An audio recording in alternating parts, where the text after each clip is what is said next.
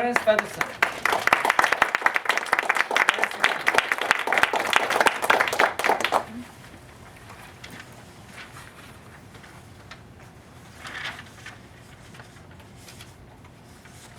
Ryan, would you do me a favor, raise your hand, please? Ryan, thank you very much. Monsieur Ryan, bonsoir. Ryan, your speech was a yummy, interesting, entertaining, informative, and relevant treat for the ear. Monsieur Contest Master, mon fellow Toastmasters, future Toastmasters, and again, Ryan.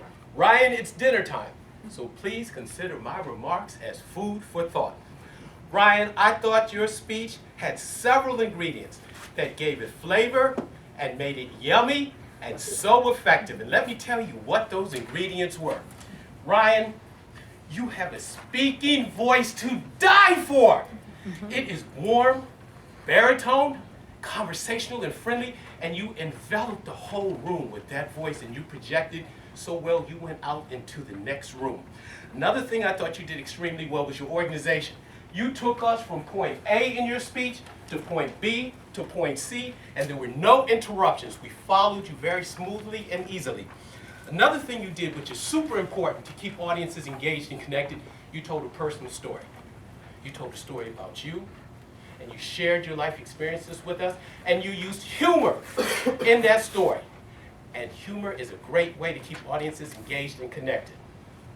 Now, as tasty, effective, and yummy as your speech was, I have some specific suggestions for improvement to act as hot sauce and to spice up your speech and make it even more effective and add more flavor to it. So let me tell you what some of those suggestions are. You started off behind the lectern. I don't know what font you use for your notes. I would suggest 20 or 24, because that way you can glance at your notes and then keep looking at the audience and maintain the eye contact, which was so very important because we were with you throughout your story. But to be truthful, I don't think you needed notes. This was your story. You knew what was happening. The notes were a crutch for you. You only looked at those notes maybe 4 times, and had you not used notes, you could have used the entire speaking area to act out various points of your speech. Another thing that I'd like you to do is just to consider, as a hook for the audience, open up with a French phrase and translate into English the way you did at the end. Bonjour, bonsoir, good morning, good evening.